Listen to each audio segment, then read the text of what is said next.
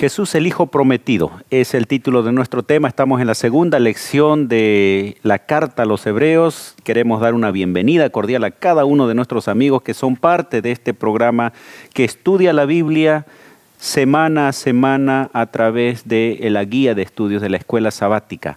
Bienvenidos, bienvenidas para ser parte de nuestro programa de hoy.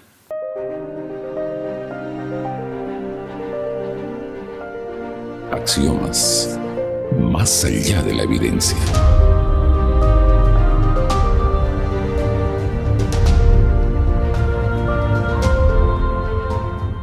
Hebreos el capítulo 1, versículo 2 dice: en estos postreros días nos ha hablado por el Hijo, a quien constituyó heredero de todo y por quien asimismo hizo el universo. Vamos a estudiar en esta oportunidad el ministerio de Jesús. Vamos a ver algunos atributos de Jesús presentados en el libro de Hebreos. Por eso es que el título de nuestra lección justamente dice, ¿no? Jesús, el Hijo Prometido.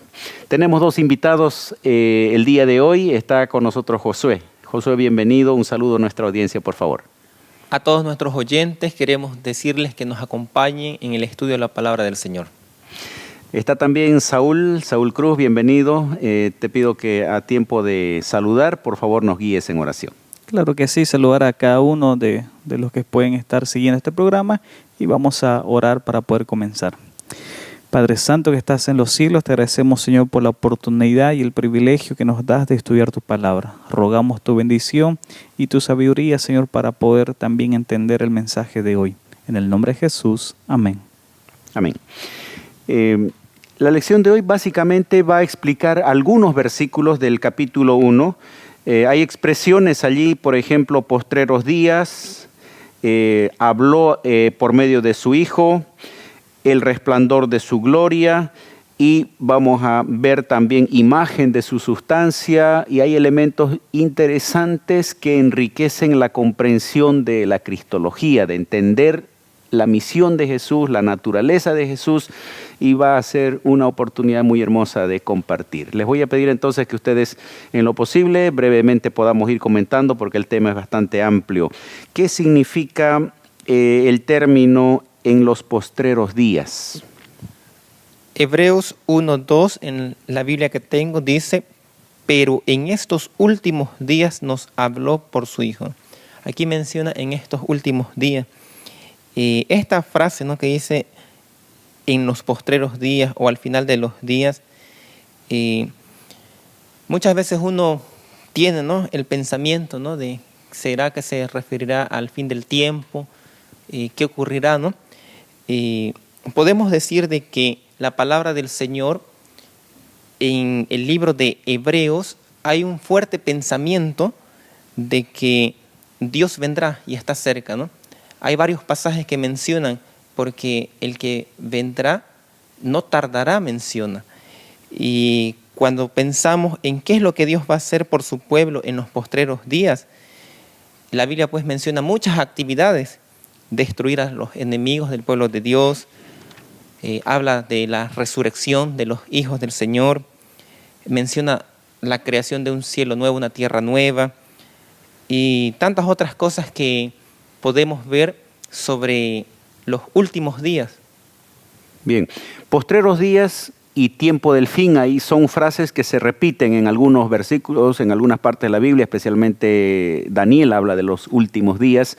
Hay una pequeña diferencia en esto, pero hace relación a la etapa final, digamos, de la historia, ¿no? Uno en el aspecto de futuro general y el otro ya en el momento de la culminación de la historia de esta tierra. ¿Algo más que quisieras comentar, Saúl? Sí, sustentando lo que usted comentaba, ahí en la última parte de Daniel 8:17 dice, entiende, hijo de hombre, que la visión es para el tiempo del fin. En otras palabras, no los últimos días de nuestra vida, sino los últimos días de la historia de este mundo. Bueno, y en ese contexto, Pablo está diciendo que en este momento especial de la historia de la tierra se manifiesta Jesús hablando a la humanidad. En principio hace una referencia a la manera como Dios habló a través de los profetas, inclusive fortaleciendo la confianza en el Antiguo Testamento. Cuán importante es el Antiguo Testamento fue para Pablo para los creyentes del Nuevo Testamento y cuán importante debe ser para el cristiano actual, ¿no? En contra del pensamiento de algunos grupos religiosos que creen que el Antiguo Testamento no tuvo importancia. Y ahí viene ahora la manifestación de Dios a través de Jesús. ¿Cómo es que Dios habla a través de Jesús? Pastor, ahí nosotros podemos leer en los primeros versículos que ya se está meditando, ¿no? Hebreos 1:1 dice: en el pasado Dios habló muchas veces de muchas maneras a nuestros padres mediante los profetas. Dios siempre habla, ¿no? Dios toma la iniciativa. El verso 2 dice: pero en estos últimos días nos habló por su Hijo, a quien constituyó heredero de todo, por medio de quien hizo el universo. Dios nos ha hablado en su Hijo Jesús. La palabra de Dios muestra, ¿no?, un silencio de los profetas, de la palabra revelada por Dios por medio de los profetas de 4 siglos aproximadamente. El último profeta, Malaquías, Esdras, Nehemías, y después hay un silencio total de la palabra de Dios, de revelación. No hubo más profeta hasta que vino Jesús. Ahí nuevamente el pueblo de Israel empezó otra vez a oír la palabra del Señor directamente, como lo había estado haciendo con los profetas anteriores. Algo que tenemos que considerar y ver, que en todas las épocas de los profetas siempre hubo un fuerte énfasis en que Dios está cerca, Dios viene, ¿no? Si recordamos en el Génesis, Adán y Eva, cuando cayeron en pecado, ellos esperaban que su hijo, su primogénito, sea el quien restaure esa relación quebrada entre Dios y la humanidad. La manifestación de Dios a través de Jesús, ¿cuánto se diferencia de la manifestación que se hacía a través de los profetas del Antiguo Testamento, Saúl? Sin duda alguna fue una revelación más clara, fue una revelación que de alguna manera ayuda a entender la mayor profundidad que tenía el Antiguo Testamento. La lección menciona que es como la imagen del rompecabezas que aparece en la caja. Con esa imagen ya podemos de alguna manera armar las piezas que estaban en el Antiguo Testamento para poder entenderla con mayor profundidad. En otras palabras, y todo lo que hizo Jesús en su primera venida fue como un anticipo que culminará cuando Jesús venga por segunda vez. Bien, entonces, en principio, Él valida todos los mensajes del Antiguo Testamento, clarifica la idea, como se mencionaba, ¿no? La imagen, y ahí ve que las piezas están colocadas correctamente. Hay una ventaja en el sentido de que la presencia misma de Jesús, Él dice: yo y el Padre uno somos. Además de ser más claro, es más preciso, mucho más nítida la imagen de Dios y los mensajes divinos a través de Jesús, y cuán importante fue entender eso. ¿Cómo eso debiera ayudarnos a fortalecer nuestra fe en confiar en la palabra? Josué, el pueblo del Nuevo Testamento tenía el Antiguo Testamento. Nosotros tenemos el Antiguo Testamento, tenemos a Jesús y por supuesto el Nuevo Testamento, que habla de Jesús y de la iglesia. ¿Cómo debiera ayudarnos a fortalecer nuestra confianza en la palabra de Dios? Nosotros somos privilegiados, pastor, porque tenemos una revelación más clara de la palabra de Dios en esta época. Cuando el pueblo de Israel esperaban las promesas del Señor, ellos tenían el Antiguo Testamento. El estudio era muy limitado, no tenían computadoras, no tenían las herramientas que nosotros tenemos ahora, como mapas, atlas bíblicos, comentarios. Y no solo eso, sino que también podemos ver de que la presencia de Jesús cuando vino aquí en esta tierra mostró verdaderamente quién era el Padre. Y ahora nosotros podemos tener acceso a la vida, biografía, el ministerio de Jesús en la salvación del hombre aquí en esta tierra, sus acciones, todo lo que Él hace por nosotros.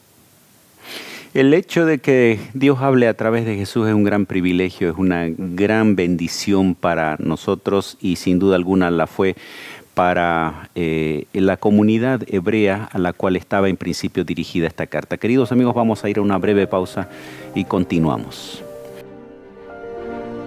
Ya retornamos con Axiomas.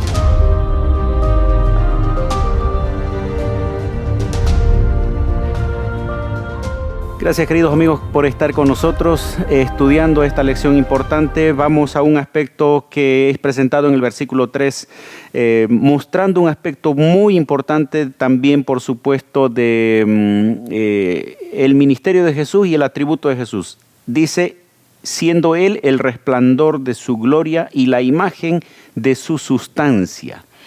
Saúl, ayúdanos a entender esto. Claro que sí. Nosotros compartimos la misma imagen de Dios, somos creados a imagen de Dios, pero no la naturaleza o, como menciona ahí, la sustancia.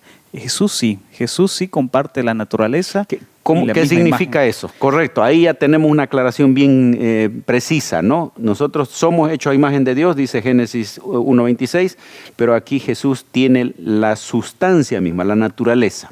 Gracias a Él, como veremos en unos minutos más, Él tiene el poder creador, tiene los atributos, tiene completamente la misma, si se puede decir, poder y atributos o naturaleza divinas o de Dios. Con eso podemos dar a entender que Él completamente representaba la deidad, Él representaba lo que Dios era también para nosotros.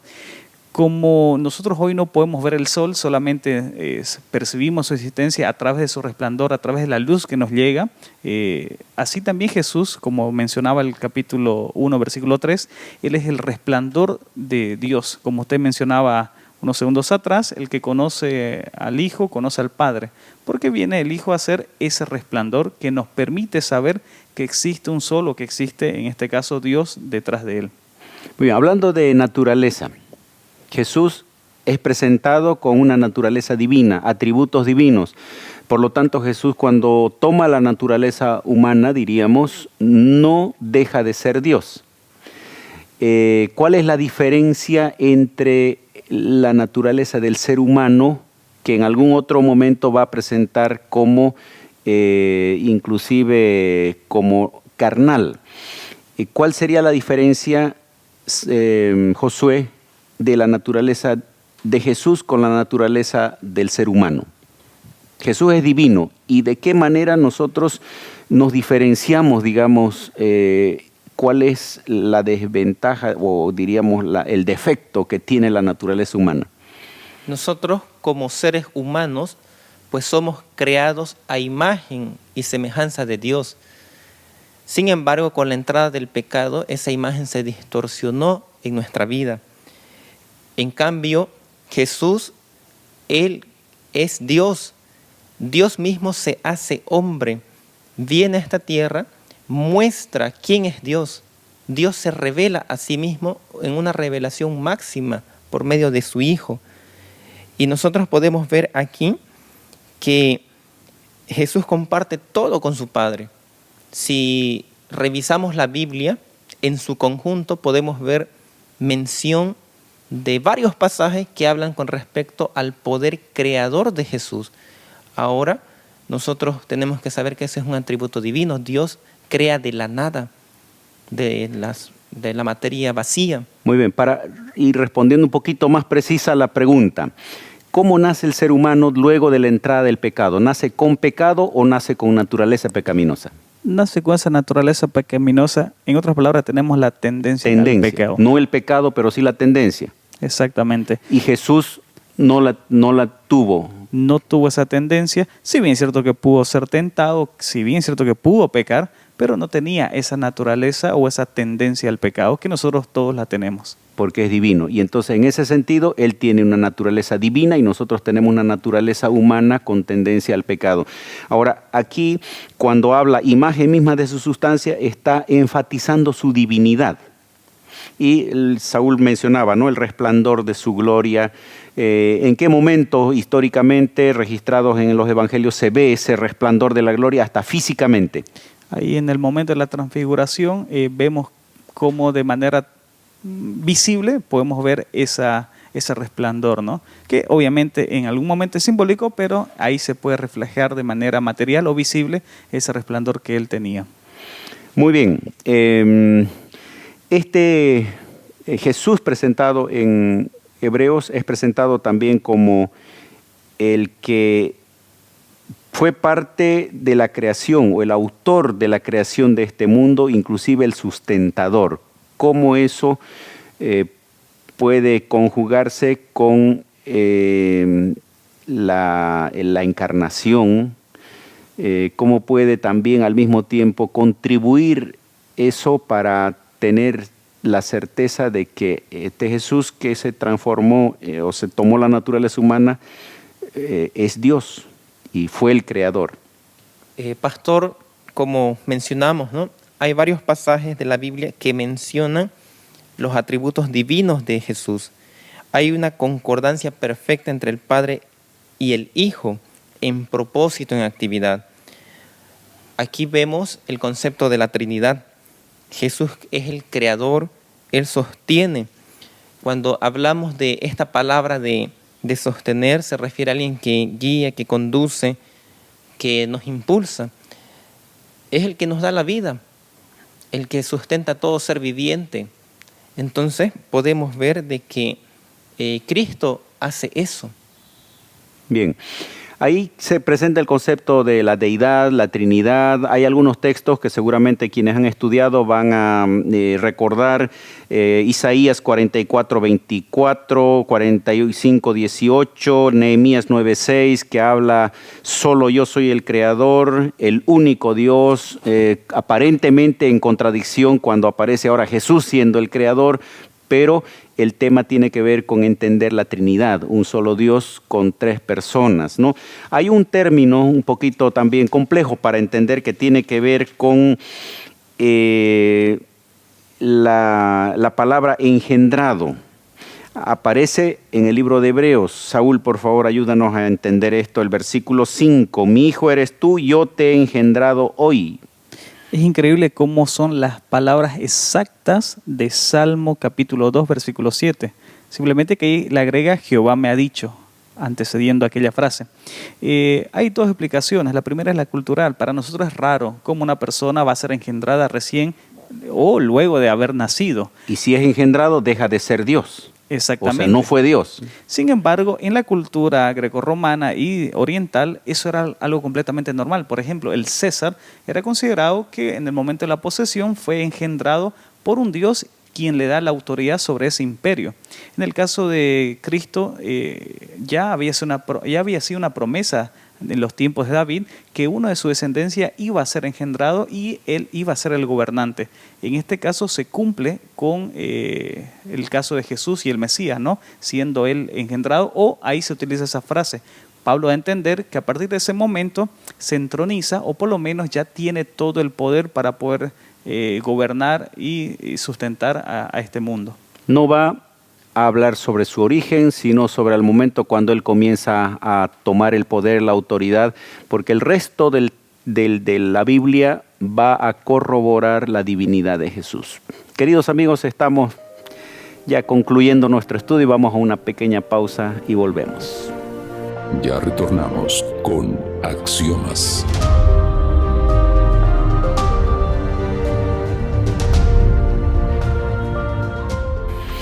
Amigos, hemos llegado al final de esta lección, la tercera lección de nuestra serie de estudio de Hebreos. Gracias, Josué, por estar con nosotros.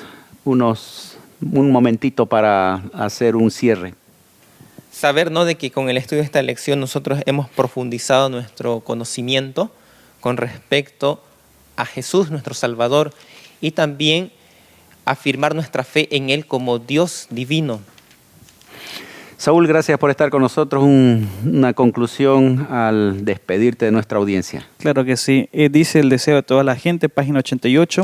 La luz que cayó desde los portales abiertos sobre la cabeza de nuestro Salvador caerá sobre nosotros mientras oramos por ayuda para resistir la tentación. Cristo es nuestra principal ayuda y la principal revelación del Padre. Queridos amigos, volviendo a leer un poquito el versículo 2, en estos postreros días, en estos últimos días, Dios nos ha hablado por el Hijo. La Biblia registra los mensajes de Jesús a través de los evangelios y al mismo tiempo es un mensaje permanente para nuestros corazones que tú y yo podamos escuchar la voz de Dios a través de Jesús. Axiomas. más allá de la evidencia.